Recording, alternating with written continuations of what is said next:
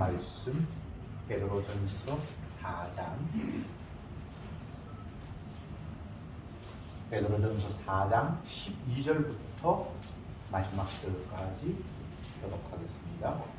12절에 사랑하는 자들아 너희를 시련하려고 오는 불시험을 이상한 일 당하는 것 같이 이상히 여기지 말고 오직 너희가 그리스도의 고난에 참여한 것으로 즐거워하라. 이는 그 영광을 나타내실 때에 너희도 즐거워하고 기뻐하게 하려 함이라.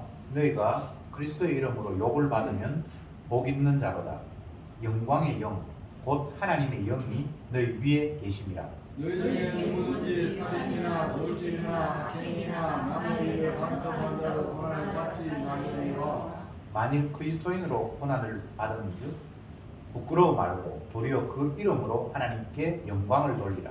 하나님 집에서 심판이 시작할 때가 되었나니 만일 우리에게 능력하면 하나님의 복음을 순종치 아니하는 자들이 그 마지막이 있다하며 또 의인이 겨우 구원을 얻으면 경건치 아니한 자와 죄인이 어디 있으리요. 그러므로 하나님의 뜻대로 고난을 받는 자들은 또한 선을 행하는 가운데 그 영혼을 이끄신 조물주에게 부탁할지어다. 아멘. 아멘. 불시험을 당한다. 참 이런 표현들이 육을 가진 인간의 입장에서는 공포로 다가옵니다. 구약 다니엘 시대에는 왕이 세운 금신상에 절하지 않는다는 이유로 다니엘의 세 친구가 풀무불보다 더 뜨거운 오늘날 이야기하는 용광로 같은 그런 불에 던져지는 일을 당하고 또 다니엘은 다른 신을 왕 외에 다른 신을 섬기면 안 된다라고 이야기하고 그 뜻을 어기면 사자굴에 집어 던진다라는 이야기를 듣고도 예루살렘을 향해서 날마다 기도하다가 사자굴에 집어 던져지는 일들을 당하고 과연 불시험이 어떤 것일까? 우리가 만약 그런 상황에 처한다면 우리도 다니엘처럼 아니면 다니엘의 친구들처럼 그런 결단을 할 수 있을까? 또 에스더에 나오는 그 고백처럼 왕 앞에 나아가는데 왕이 부르지도 않았는데 나간다면 왕이 거절했으면 죽임을 당할 수 있는데 죽으면 죽지 이렇게 하면서 왕에게 나아가는 그런 결단을 과연 우리는 할 수 있을까? 여러분 어떻게 대답하실 거예요? 할 수 없어요. 육은 결코 자기 자신을 희생하는 쪽으로 결단을 하거나 나아가지 않습니다. 순간적으로 잠깐 희생하는 것 같지만 그 희생을 통해서 더 큰 이득을 확신하기 때문에 조금의 손해는 감수할 수 있습니다. 그러나 그것이 끝이고 멸망이고 죽음인 줄 알면서 그곳으로 뛰어들 수 있는 육은 없습니다. 그러면 다니엘 같은 사람은 어떻게 그렇게 결심할 수 있는가? 그게 인간의 결심이 아니라는 거예요. 성경은 주가 그 마음을 움직였기 때문에 할 수 없는, 육이 할 수 없는 일들을 하는 거예요. 그것을 복음서에서는 네가 원치 아니하는 곳으로 띠띠고 성령이 데려가리라 라는 말씀, 의미입니다. 그러니까 우리가 뭔가를 할 수 있는 건 아무것도 없어요. 사람이 할 수 있는 일은 나 생명 없는 저주받을 수밖에 없는 엉터리 없는 존재예요 라는 것을 온몸으로 드러내는 것 말고는 우리가 할 수 있는 게 없습니다. 지난 일요일, 월요일 대구 우리 교회에서 여름 수련회를 했는데 저는 녹음한다고 맨 앞자리에 앉았고 제 바로 뒤에 앉은 어떤 분이 나중에 알고 보니까 목사님인데 그분이 어떤 분이었다고 하면 자기가 나름대로 복음을 찾아서 막 이렇게 헤매고 다녔어요. 예전에는 죽은 김성수 목사가 진짜 제대로 복음을 전하는 사람이라고 생각을 하고 그쪽 교회 가서 열심히 말씀을 듣다가 갑자기 그 사람이 자살을 해버렸잖아요. 그러니까 이제 갈 데가 없었는데 그 사람이 똑똑하니까 지가 목사가 돼가지고 김성수 목사 교회 다니던 몇몇 사람들을 같이 데리고 나와서 골방교회, 골방, 기도의 골방으로 들어간 골방교회라는 이름을 가지고 자기가 이제 목회를 하고 이렇게 하다가 어떻게 뭐 이근호 목사님의 설교도 간접적으로 이렇게 듣고 그렇게 했는가 봐요. 그러다가 정석훈 목사님이 어떤 강의하는데 그 사람이 참석을 했던가 봐요. 그러니까 이분이 괜찮게 강의하네? 라고 하면서 몇 번을 참석을 했는데 코로나 때문에 못 왔어. 인터넷으로 중국에서 강의하면 한국에서 듣고 뭐 이렇게 해서 몇 번 강의가 진행이 됐는데 몇 번 듣다가 보니까 자기들이 생각하는 거하고는 점점 더 다른 인간을 개떡으로 취급하고 사람이 하는 일들이 하나님 앞에는 모두가 죄밖에 안 되고 목사가 목회한다는 게 말이 안 되고 우리는 아무것도 아니다라는 걸 드러내는 일이 목사의 할 일이고 이런 식으로 계속해서 사람이 할 수 없고 오로지 주님의 십자가 피 능력만이 모든 것들을 이루고 한다라는 식으로 강하게 이야기를 하니까 결국은 그 모임이 도저히 이 쓰는 설교 못 들겠다고 이제 끝이 나버렸어요. 그랬는데 이 목사가 자기는 좀 더 듣고 싶었던가 봐요. 그래서 이제는 그 중국에 있는 정수근 목사님한테 그 사람이 한국에 나오면 뭐 어떤 가정집 그 오피스텔 같은데 그런데 예배당을 꾸며놓은 어떤 집이 있어요. 장로님이 있어요.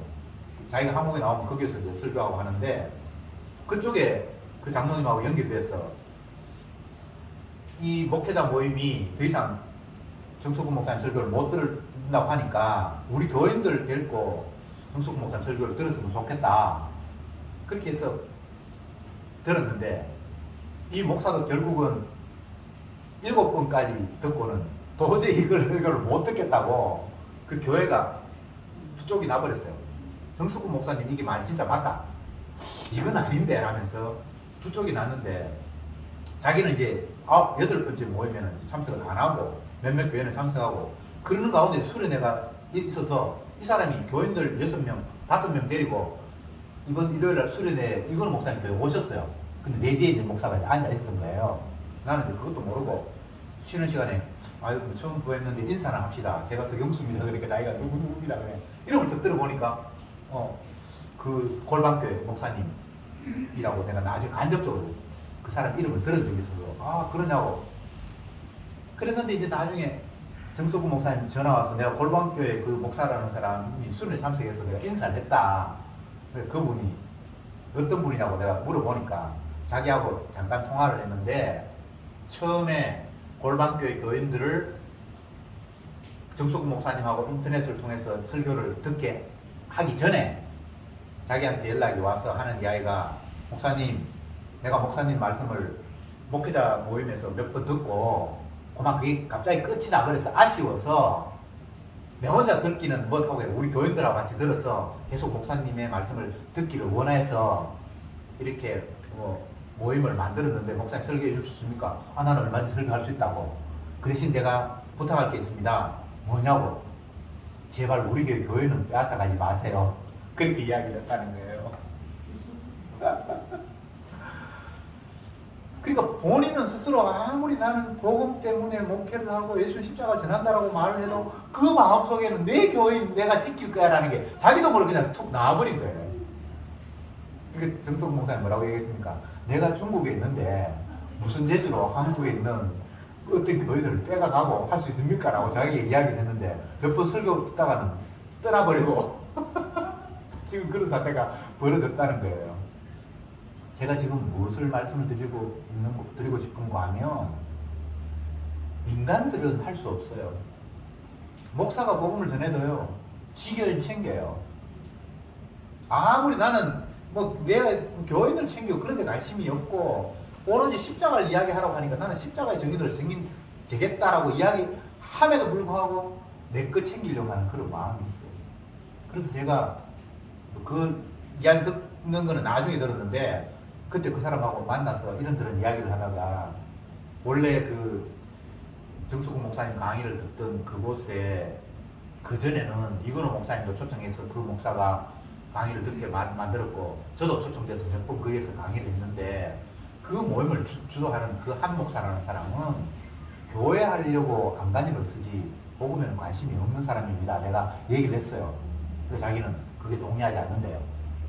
자기가 볼 때는 그 사람이 이 목사님처럼 제대로 복음을 선명하게 전하지 못하지만 나름대로 노력하고 복음을 전하는 사람이지 교회 하려고 하는 사람은 아니다라는 식으로 자기는 얘기해요. 아, 그건 목사님하고 나하고 생각이 다르네요. 내가 볼 때 그 사람은 복음에 관심이 있는 것이 아니라 교회 하려고 하는 사람입니다.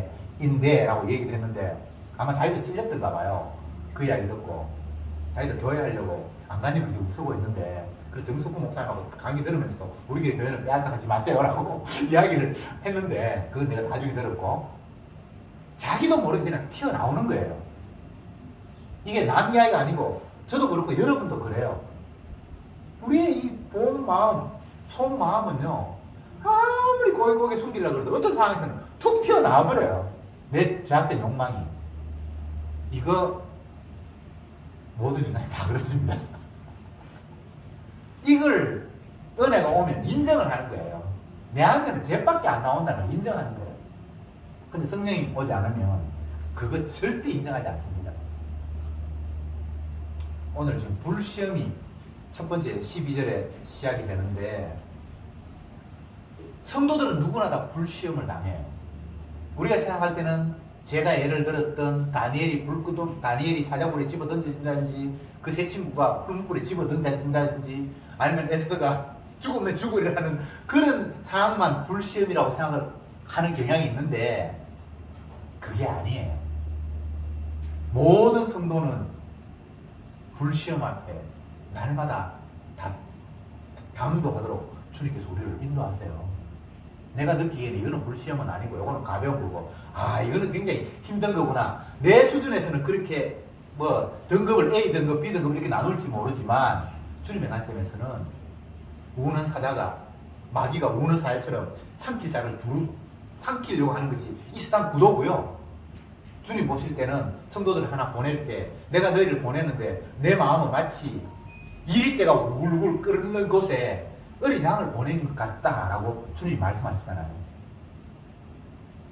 제자들은 그것도 모르고 그냥 주님이 성령을 통해서 가서 복음을 전하려 하니까 신나게 그냥 가서 전하고 막 어려움도 당하고 했지만 주님 보실 때는 사자굴 있는 속에 어린 양을 보내는 같은 그 마음인 거예요.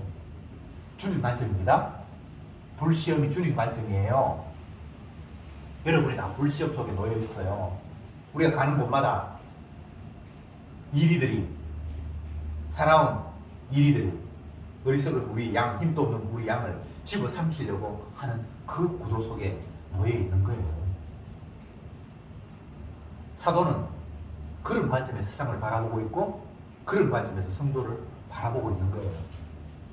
너희들은 악한 마귀가 너희를 집어삼키려고 하는 그 상황 속에서 주님에 의해서 떠밀려가는 그런 형국에 놓여 있다. 그런데 그 불시험 당하는 일을 이상하게 여기지 말라라고 말씀하셨습니다.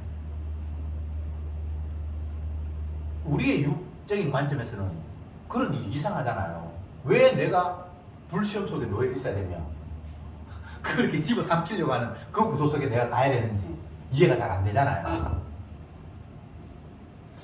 그런데 사도는 그걸 이상하게 여기지 말라라고 하면 13절에 뭐라고 이야기했는가 하면 오직 너희가 그리스도의 고난에 참여하는 것으로 즐거워하라 이렇게 이야기하고 있습니다. 성도는 예수 그리스도의 파편이라고 생각하면 돼요. 주님의 모습을 보여주는 자예요. 그래서 주님이 이 세상에서 불시험을 당했듯이 세상 전체가 예수님을 못 잡아 먹어서 못 잡아 죽여서 한장을 하다가 결국은 예수님을 다 죽이는 일에 동참을 했듯이 주님의 가신 길을 당신의 백성인 성도는 똑같이 경험하게 하셨기에 이것은 영화로운 일이고 주님이 가신 그 길을 따라가는 일이기 때문에 오히려 기뻐하고 즐거워해야 한다 라고 말하고 있습니다. 우리는 어려운 일을 당하는 것을 즐거워한다는 것은 이거 메조키즘도 아니고 뭐죠? 웃기는 거잖아요. 고통받는 일인데, 어려움 당하는 일인데 그걸 왜 즐거워해야 돼요? 뭐 정신승리입니까? 억지로 괴로움을 기쁨으로 받으면 괴로움이 덜하니까 그런 식으로 하라는 겁니까? 그런 논리가 아니에요. 기뻐해야 할 이유가 주님이 가신 그 길을 네가 똑같이 가고 있기 때문에 그게 기쁘다는 거예요. 왜? 그 좁은 길, 아무로 찾는 이가 없는 그 길이 영생의 길이기 때문에 그렇다는 거예요. 이걸 뒤집어 이야기하면, 만약 너희들이 세상에서 불시험 당하는 그곳에 있지 않다라면 너희에게는 넓은 길로 가는 것이고 그 길은 멸망의 길이다 라는 이런 논리가 성립이 되는 거예요. 성도는 누구나 불시험을 스스로 자원해서 갈 수는 없어요.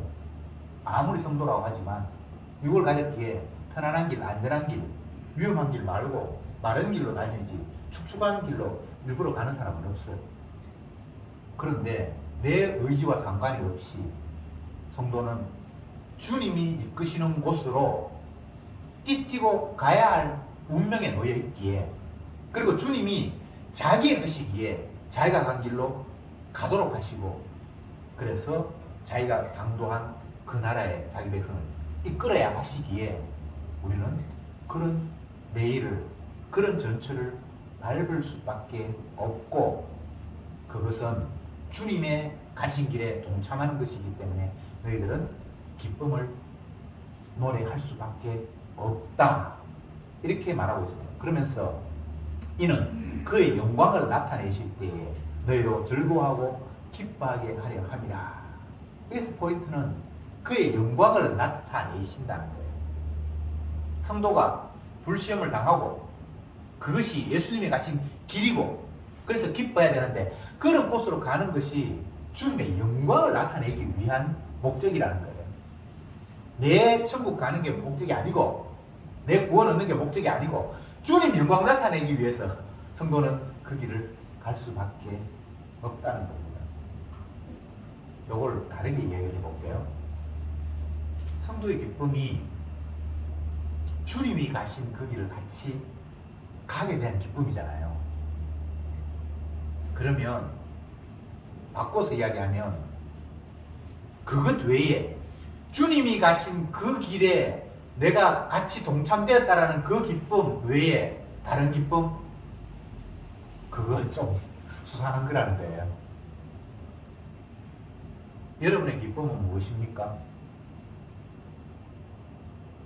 이 코로나 전국인데도 불구하고, 남들은 살기가 다 어렵다고 하는데도 불구하고, 뭐 나는 특별히 코로나 시가 됐다고 해서 소득이 줄지도 않았고, 역시 주님께서 나를 지켜주시는구나, 감사하다, 뭐 이런 기쁨이 있을 수도 있고, 또 전화가 걸려왔는데 뭐 자녀가 뭔가 이야기를 하는데 보니까 아주 기쁜 것도 있고,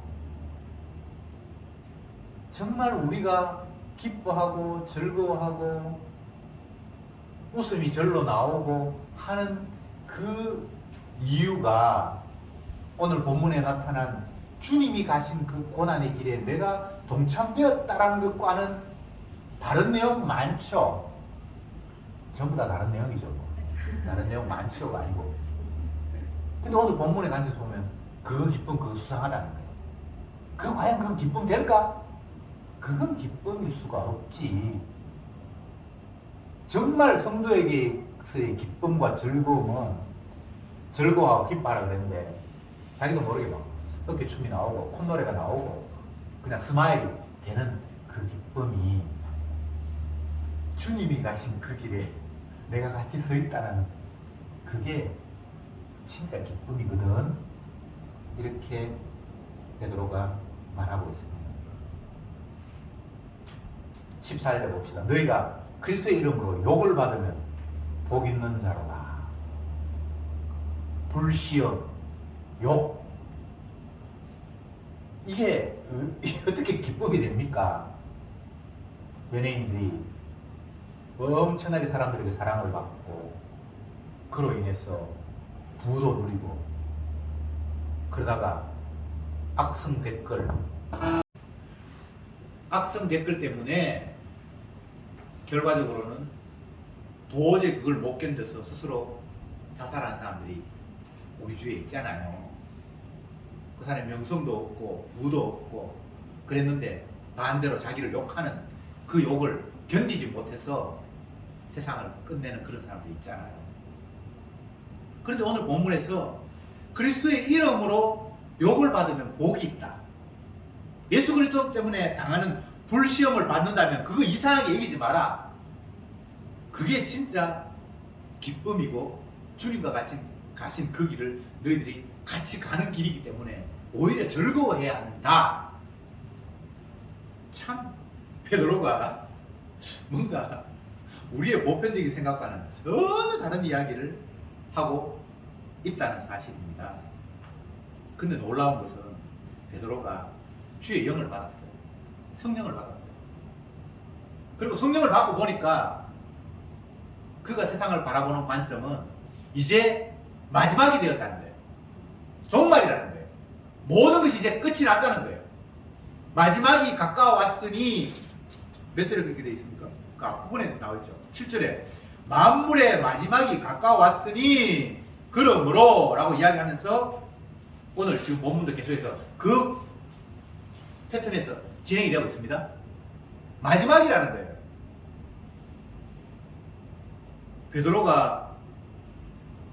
베드로 전서를 소아시아에 있는 성도들에게 했을 때 지금으로부터 약 2000년 전입니다. 그때 마지막이라고 그랬는데 마지막이 가까웠다 그러는데 2000년 지났는데 아직도 끝이 안 났어. 구란에 육의 시각으로 보면 인간의 시간 개념으로 보면 이거 거짓말이잖아요. 그런데 베드로가 성령 받고 난 이후에 소아시아 교회에 베드로 전서를 쓰고 후서를 쓰면서 지금이 마지막에 가까웠다라고 이야기하기 이전에 세례 요한은 예수님이 등장하시기 6개월 전에 나타나서 주의 길을 예비한 사람이잖아요. 그가 외쳤던 첫 마디가 뭔가 하면 회개하라, 하나님의 나라가 가까이 왔다. 같은 패턴이에요. 이제 끝났다는 거예요. 메시아가 이 땅에 오시면 이제 모든 게 끝난다는 거예요. 더 정확하게 이야기하면 예수님이 십자가 지시면 세상은 이제 그것으로 인해서 모든 게 다 결판이 나요. 그 십자가의 피로 용서받은 사람은 영생을 얻고 그 피에 용서받지 못한 사람은 영 버린 거예요. 이런 관점이 종말 개념이고 이런 관점이 마지막이라는 거예요. 그런데 이런 관점이 아닌 사람들은 어떤 관점을 갖습니까? 내가 잘하면 구원을 얻을 수도 있고 잘못하면 멸망할 수도 있다는 생각을 갖는 거죠. 예수님의 십자가와 상관이 없고 십자가를 펴놓고 성경을 펴놓고 예수님이 우리 죄를 위해 십자가에 피 흘렸다고 말씀하셨네. 그러면 내가 그 예수님의 피를 믿으면 나도 예수를 믿어서 용서받을 수 있겠네. 이게 마지막 종말 개념이 아닌 거예요. 내가 믿을 수도 있고 안 믿을 수도 있고 이건 마지막 개념이 아니에요. 세상에 수많은 사람들 가운데 기독교인들도 많고 예수 믿는 사람들도 많고 믿는다고 하는 사람들도 많고 복음을 알았다고 전도하고 다니고 자기 차에 스피커 크게 틀어가지고 예수 믿으세요 그러면서 스피커를 막 틀어대고 그 차에 스티커 붙여서 예수 천국 불신지옥 하면서 쓰고 다니고 그런 사람은 자기가 이제 예수를 믿어서 영생을 얻게 되었는데 이 기쁨을 내가 너희들도 전하겠다는 안타까운 마음으로 지금 뭔가를 하고 있는 거예요. 근데 과연 그게 오늘 본문에 나타난 베드로가 이야기한 종말 개념을 가지고 있는가? 근데 내가 볼 땐 그게 아니에요. 지금도 네가 예수를 믿으면 늦지 않았어. 구원을 얻을 수 있어 라는 이런 개념이에요. 그러면 오늘날 성도는 그렇게 복음 전하는 게 아닙니까? 그렇게 전할 수밖에 없어요. 그런데 정말 종말 개념을 가지고 복음을 이야기하는 사람은 네가 지금 예수 믿으면 구원을 얻는다는 것이 아니라 예수님을 이야기하고 십자가를 이야기하면서 네가 만세 전에 주님께서 택한 사람인가 아닌가를 생각하는 거예요. 지금 믿어도 지금 믿는 게 아니에요. 택한 백성이기에 믿을 수도 있고 택한 백성이 아니기에 영원히 못 믿을 수도 있고. 근데 이 시점이 지금 아니, 이미 만세 전에, 이미 만세 전에는 이미 끝난 거잖아요. 그렇죠, 그죠? 이미 결정이 됐는데 그 결정이 어느 시점에 와서 구체화되고 분명하게 드러나는 것은 맞는데, 그러나 그것은 이미 만세 전이에요. 참 이 표현도 어려운 표현인데 성도는 이 의미를 알아요. 이미 십자가로 결판이 났다는 걸 알아요. 어쨌건 이 모든 일은 누구 한 사람 구원 얻냐 마느냐에 초점이 있는 것이 아니라 그리스도의 영광, 주님의 주되심을 드러내는 이유 때문에 이런 일들이 지금도 펼쳐지고 있다는 거예요.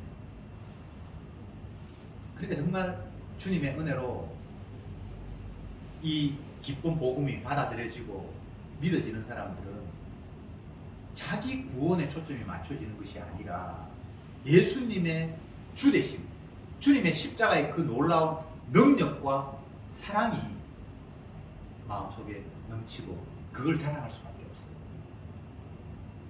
피를 증거하는 거잖아요. 피 뿌림을 증거하기 위해서 너희들이 선택받았다라고 베드로가 이야기하잖아요. 구원 얻기 위해서 너희들이 선택받았다 이렇게 이야기하지 않잖아요. 네 천국 가기 위해서 주님이 너를 선택했다고 이야기하지 않잖아요. 물론 성경에 그런 표현도 있습니다. 그러나 목적은 성도의 구원이 아니라 주님의 주되심을 찬양하는 거예요. 결과적으로 그거나 막 같이. 근데 성경은 그렇게 이야기하지 않아요. 처음부터까지 주님의 영광. 이 백성은 내가 나의 이름을 위해서, 나의 이름을 찬양하기 위해서 내가 지었다니. 이스라엘을 향해 주님께서 그렇게 이야기했어요. 이사야에서. 이 백성, 이스라엘은 내가 나의 영광을 위해서 불렀나니. 애굽에서 탈출하고 홍해를 건너고 하늘에서 만나가 내리고 적들이 닥쳐왔을 때 주님께서 희한한 방법으로 그들을 섬멸하고 가나안 땅에 들어갔을 때도 그들이 자기 땅이라고 이건 우리 땅이야 라고 지키고 있을 때 주님께서 그들을 다 몰아내는 이 모든 과정에서 이스라엘 백성 잘되게 하기 위함이 아니라 이 백성은 내가 나를 위하여 지었나니 나의 이름을 찬송하게 하려 함이라는 그 목적을 위해서 모든 것들을 이루어 갔다는 거예요. 오늘날 성도들도 예외가 아니에요. 각 지역에 하나님의 택한 백성들이 주님의 십자가를 자랑하기 위해서 오늘도 내일도 주님께서 택한 백성들을 건지시는데 그 사람 천국 넣어주기 위해서 부르는 것이 목적이 아니라 주님의 사랑, 십자가의 의미, 그 피 흘리심의 사랑을 자랑하기 위함 때문에 이런 일이 지금도 벌어지고 있다는 겁니다. 그런데 이 고난이 예수님께서 자기 피를 자랑하기 위해서 부른 성도들에게 있는 고난이 있는가 하면 또 다른 종류의 고난이 있는 거예요. 그건 뭡니까? 남의 일을 간섭하다가 지 욕심 부리다가 오늘 본문에 그렇게 나타나 있죠. 16절에 만일 그리스도인으로 고난을 받은 적 부끄러워 말고 도리어 그 이름으로 하나님께 영광을 돌리라. 15절에 너희 중에 누구든지 살인이나 도적질이나 악행이나 남의 일에 간섭하는 자로 고난을 받지 말지니라. 고난의 종류가 다르죠, 그죠? 한 사람은 주의 이름을 때문에 고난을 받는 게 있고 한 사람은 지 욕심 채우려고 그러다가 살인, 악행, 남의 일 간섭 이거 다 자기 욕심하고 연관이 있잖아요. 왜 남의 일 간섭합니까? 그렇게 바뀌었으면 좋겠다고 간섭을 하는 거죠, 그죠? 그러니까 자기 욕심 이루기 위해서 받는 고난이 있고 주님의 십자가를 드러내기 위해서 받는 고난이 있어요. 뭐 그거나 다 고난 받으면 됐지. 그건 종류가 전혀 달라요. 대부분의 사람들은 고난 받는 이유가 지 욕심 때문이죠. 연예인이 자살한다는 이야기를 했는데 그것도 자기 욕심이잖아요. 나는 욕 먹으면 안 돼, 칭찬 들어야 돼 라는 그 생각이 깔려 있는데 욕을 하니까 도저히 견디지 못하잖아요. 여러분, 성도는 주님의 십자가 앞에 자기를 지킬 수 있는 끈덕지가 남아있지 않아요. 내가 하나님을 살인한 자인데 뭘 내가 긍정적으로 받아들일 요소가 있다고 자꾸 생각합니까? 인간적인 관점에서는 너나 내나 똑같은 죄인이니까 네가 나를 무시한다니 웃긴다. 내가 주님 앞에 무시당할 수는 있어도 네가 와 나를 무시 이런 게 성립이 될 수 있겠지만 우리는 사람 대하며 살아가는 것이 아니라 주님을 대하며 살아가는 자이잖아요. 성도는 주 앞에 살아가는 자잖아요. 그러면 남이 나를 무시하는 것도 그 사람이 나를 무시한다고 생각하지 마세요. 내가 죄인이라는 사실을 순간 잊었는데 주님이 저를 통해서 나를 죄인으로 짓밟는구나. 이게 바로 내가 봉사를 할 때 주가 주시는 힘으로 봉사하는 것 같이 하고 내가 말할 때 주께서 말하시는 것이 하라는 말씀과의 맥을 같이 하는 거예요. 남이 그저 남이 아니에요. 주님이 자기 십자가 자랑하라고 내가 얼마나 완악한 죄인인가를 깨달으라고 배치한 배치물입니다. 그 사람이 공연히 그렇게 나를 욕한 게 아니에요. 나는 1000번만 욕 들어보고도 싸. 이보다 더 초라한 위치에 떨어졌다 할지라도 나는 항변할 수 없는 완악한 죄인이야 라는 사실을 그 다른 피조물을 통해서 나에게 깨닫게 하시는 주님의 사랑이고 배려입니다. 내가 그렇게 무시 안 당한다면 남들만 어떤 연예인이 칭찬 듣고 대단하다라고 이야기하고 그 소리만 듣는다면 내가 죄인이라는 사실을 망각할 수 있어요. 마음속으로 그래 난 죄인이야. 그렇지만 뭐 또 사랑받을 만한 자격도 있는가 보지? 이렇게 생각하겠죠. 욕을 듣는다. 이게 참 복음 때문에 욕을 들으면 감사한 일인데 복음과 전혀 상관이 없이 비난의 화살이 내게 쏟아지는 것, 이건 정상적인 것은 아니지만 이 모습 속에서 성도는 주님의 은혜를 발견할 수 있어요. 엉뚱한 일 때문에 고난받지 말라라고 이야기를 하는 이 15절의 본문은 우리는 복음과 상관이 없이 내 욕심 때문에 고난 받잖아 라는 이런 이야기예요. 맞잖아요. 근데 이게 성도에게는 불필요한 것이 아니라 꼭 필요한 거예요. 이러나 저러나 우리는 주님의 은혜로 몰려갈 수밖에 없어요. 이것도 은혜, 저것도 은혜. 세상 사람들은 재수 없다. 뒤로 넘어졌는데 왜 코가 깨져? 정말 지지리도 뭐가 운이 없네. 이렇게 어떤 상황을 해석하고 억울함을 호소하는데 주님의 용서 안에 있는 성도, 주님의 희생을 반석으로 한 그 위에 세워진 성도는 반대의 삶. 이래도 은혜, 저래도 은혜. 이래도 사랑, 저래도 사랑. 내 욕심 때문에 고난받아도 그게 은혜고 주님의 이름 때문에 고난받아도 그게 사랑이고. 왜? 자기의 죄인됨을 계속해서 주님께서 확인시켜 주시기 때문에. 죄인 되는 것을 확인받는 게 왜 은혜입니까?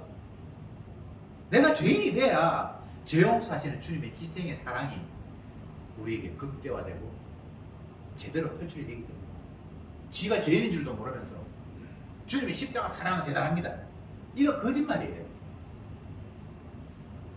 빚이 엄청나게 많은 줄 알아야 그 빚 내가 다 탕감해 줄게라는 게 이게 감사로 다가오지. 지가 얼마나 큰 빚을 짓는지를 모르는 사람들이 네 빚 다 탕감해 줄게, 이거는 은혜가 아니에요. 그렇잖아요. 성령 받은 사도가, 선지자가 성도들을 향해서 외치는 외침은 일관됩니다. 뭐냐 하면 이 세상은 주님의 그 사랑으로 가득 채워져 있는데 그걸 너희들이 발견하기 위해서는 네가 얼마나 완악한 죄인 줄 알아야만 상대적으로 주님의 용서와 사랑이 돋보이는 세상이야. 그래서 하나같이 인간들의 죄를 시작합니다. 입만 열면 독사의 새끼더라고. 표현만 다르지. 세례요한은 미사엘 밴드를 향해서 자기도 포함되고, 세례요한이 이스라엘 백성들을 향해서 외쳤을 때 나는 아닌데 너희들은 독사의 새끼들이야 이렇게 말하는 게 아니에요. 자기도 포함된 독사의 새끼 속에 같이 독사의 새끼들아 이렇게 이야기합니다. 이사야는 이스라엘 백성들을 향해서 뭐라고 이야기합니까? 이 개돼지 봐도 못한 놈들 이렇게 이야기해요. 소는 주인을 알고 나귀는 주인의 구유를 알건만 너희들은 주인을 알지 못한다. 표현은 그냥 점잖한 것 같은데 나귀보다도 못하고 소보다 못한 놈 이 말이잖아요. 그런 표현만 있습니까? 구더기 같은 자. 뭐 하여튼 안 좋은 걸 다 갖다 붙여요. 인간들에게. 왜 그럽니까? 그냥 남들이 미워서 못 살아서 그런 겁니까? 남들 죽여야 내가 대통령이 될 수 있어서 그렇게 까발리는 겁니까? 아니에요. 그들은 개인적인 감정으로 그들이 외치는 게 아니에요. 주의 영을 받았어. 주님의 뜻을 지금 외치는데 그 외침이 죄인들, 이 저주받을 놈들, 이 개돼지보다도 못한 독사의 새끼들, 마귀 새끼들, 너희 애비가 마귀다. 뭐 이런 이야기들이 욕 중에 엄청난 진짜 잔인한 욕이에요. 우리가 사람들 향해서 개새끼 이러면 굉장히 화가 나는데 그런 정도가 아니에요. 너희 애비가 마귀다. 지옥 가야 합당하다 이 말 아닙니까? 욕도 이런 욕이 없잖아요. 근데 그게 사실 욕이 아니라 맞는 말이거든. 이게 맞는 말이라고 받아질 때에 주님의 은혜가 임하는 순간이에요. 왜 자꾸 욕하는데요? 욕이 아니라 내 모습을 정확하게 보여주는 거예요. 내 본질을 정확하게 까발리는 거예요. 그래야 죄를 용서하기 위해서 대신 십자가에서 주님이 피를 흘렸다라는 그 이야기가 진짜 복음으로 기쁨으로 들려지기 때문입니다. 나는 의인을 불러 이 땅에 온 것이 아니라 죄인을 불러 구원하기 위해서 이 땅에 왔다라는 주님의 그 말씀이 있는 그대로 포괄적으로 드러나기 위해서 우리는 영원한 죄인이 되어야 한다. 기도합시다. 주님, 오늘 이 시간도 다시금 말씀을 통해서 우리의 완악함을 확인했습니다. 우리가 죄인이 아니라면 예수님의 십자가는 의미 없는 일이고 주님이 대속하셨다는 이야기는 복음이 될 수 없습니다. 베드로가 주의 영이 임해서 사랑하는 백성들에게 외치는 외침이 우리는 마지막을 살아간다. 그러기에 너희들은 이럴 수밖에 없다라고 말하는 그 모든 것들이 우리의 육으로 이룰 수 있는 내용이 아니라 주께서 십자가 졌기에 이럴 수밖에 없다라는 사실을 강하게 외치고 있습니다. 주여, 불시험 당하는 이 환경 이상히 여기지 말고 오히려 기뻐하는 저들이 될 수 있도록 주여 날마다 우리에게 깨우침을 주시고 주님의 그 십자가의 사랑을 저들에게 쏟아 부어 주시옵소서. 우리의 힘으로는 기뻐할 수 없습니다. 그러나 주님의 영이 우리를 사로잡을 때 어떤 환경 속에서도 이것이 불시험이고 주님이 가신 길이기에 기뻐할 수밖에 없는 저들로, 찬송할 수밖에 없는 저들로 오늘도 내일도 저들을 인도해 주옵소서. 그래서 드러나는 것은 내가 고난받는 것 힘들고 어려웠어, 주님의 능력으로 그 고난을 너끈히 이기는 것에 초점이 있는 것이 아니라 주님의 십자가가 높이 드러나는, 주님의 영광이 드러나는 그런 결과만 있게 하옵소서. 예수님의 이름으로 기도드리옵나이다. 아멘.